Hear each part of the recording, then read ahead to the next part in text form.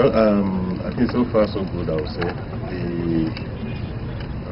The contractors are working hard. I think they are keeping to the pace we expect them to keep. And the quality of work also, so far, I think has been good. What would be your advice for those students that have been very unruly in some of the schools we visited?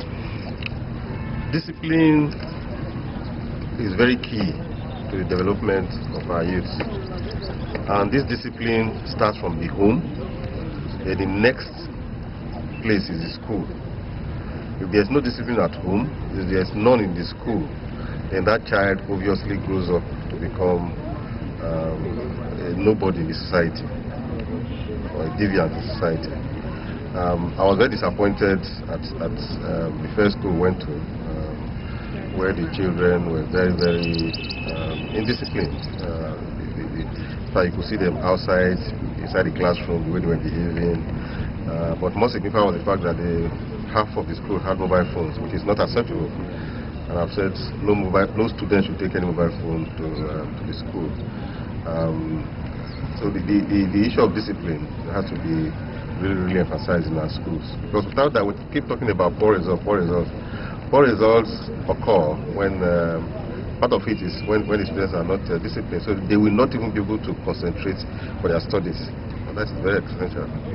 What will government do to, empower the teachers more to be able to stand up to these boys? Every teacher is empowered. It's not an excuse that government has to empower a teacher. Empower with what? Buy cane for them. Every teacher, once you're employed as a teacher, you have the responsibility of ensuring that there's discipline in your school. The principals have the overall responsibility.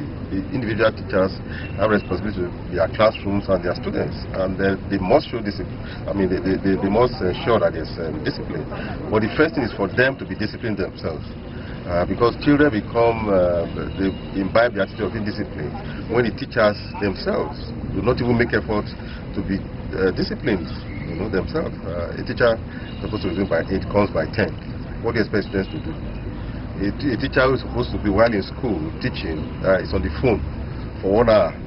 Of course, the child will come with thinking that is the best way to behave and start using the mobile phone. So teachers must also be disciplined, then they must impact that discipline to the students. So what is the time frame for this infrastructure to be complete, for all the students to move into the classroom? If you notice what is happening, there are various stages of completion. What the schools and the contractors and the departments have done is to ensure that the areas in which they are working, the students are moved to some other areas where there's no work. And in fact, in one of those schools we visited, you would have noticed that some of the classrooms became congested because they had to displace students from the areas in which they are working. Once they finish that one, in terms of most of the contractors have between 4 to 6 months to complete their jobs. And I think many of them will complete before the 6 months. Thank you, sir. Thank you. So much has been spent by the state on this renovation and rehabilitation of schools. I mean, is there any machinery on ground, to bring in maintenance when these jobs are completed? Oh yes, it's a continuous, it's a complete program.